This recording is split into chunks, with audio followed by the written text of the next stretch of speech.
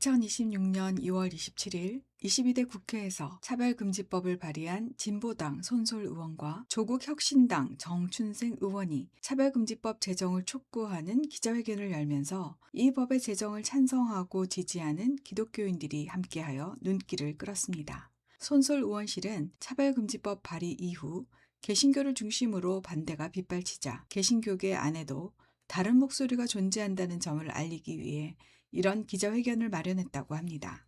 그 다른 목소리의 주인공에는 차별과 혐오 없는 평등 세상을 바라는 그리스도인 네트워크, 일명 평등세상 집행위원장 정혜지 목사, 한국교회 인권센터 소장 류승권 목사, 그리고 Q&I 이동환 목사 등이 있습니다. 이들은 차별금지법을 반대하는 세력이 한국교회 전체를 대변하지 않는다고 하면서 차별금지법 또는 평등법 제정을 통해 사회적 약자와 소수자의 인권을 실질적으로 구현해야 하고 기독교인의 신앙의 자유가 누군가를 차별할 자유는 아니며 성소수자에 대한 신학적 쟁점은 기독교인들끼리 해결해야 하는 문제라고 항변하였습니다. 또한 예수님의 이웃사랑에 대한 명령의 공적인 실천이 차별금지법 제정이라고도 했습니다.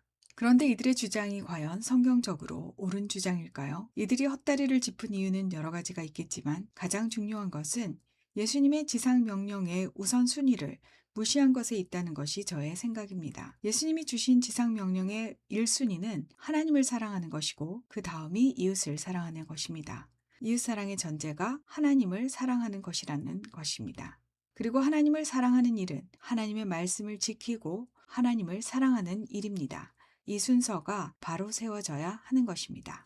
20년 전 개신교에서 차별금지법 제정 반대 운동을 시작한 이유는 그 법이 하나님의 말씀을 지키고 순종하는 일을 정면으로 거스르고 있었기 때문이었습니다. 특히 다양한 성적 지향과 성 정체성을 모두 인정하자고 주장하면서 실질적으로는 인간의 성을 남자와 여자로 구별하여 지으시고 한 남자와 한 여자의 결혼만을 허락하신 하나님의 창조 질서를 파괴하는 것이었고 더 나아가 하나님의 창조 질서에 대해 입을 열어 공적으로 말하는 것에 대해 국가가 처벌할 수 있도록 했기 때문입니다. 이것은 차별금지법이 시행되고 있는 서구 사회에서 실제로 일어난 일이고 지금도 그 싸움은 현재 진행형으로 계속되고 있습니다.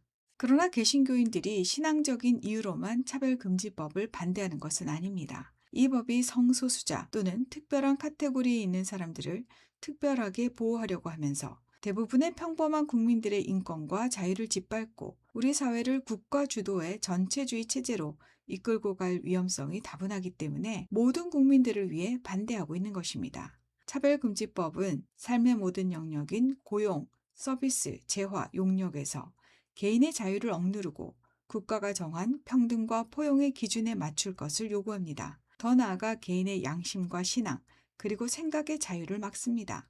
각 개인의 내면 세계까지 국가가 법으로 규율하려는 시도가 차별금지법 또는 평등법인 것입니다. 이런 내용을 알면서도 이 법을 제정하려고 하고 특히 기독교인의 이름으로 예수님의 사랑을 사칭하여 이 법을 찬성하는 사람이 있다면 그들은 예수님이 가장 싫어하시는 바리새인과 같은 위선자들입니다. 자기들의 생각을 옳다고 주장하기 위해 예수님의 말씀을 왜곡하는 것이니까요. 그 위선의 대가를 그들과 그들의 후손만 치르게 된다면 모르겠지만 우리와 우리 아이들이 그 멍에를 함께 맬 수는 없는 노릇 아니겠습니까?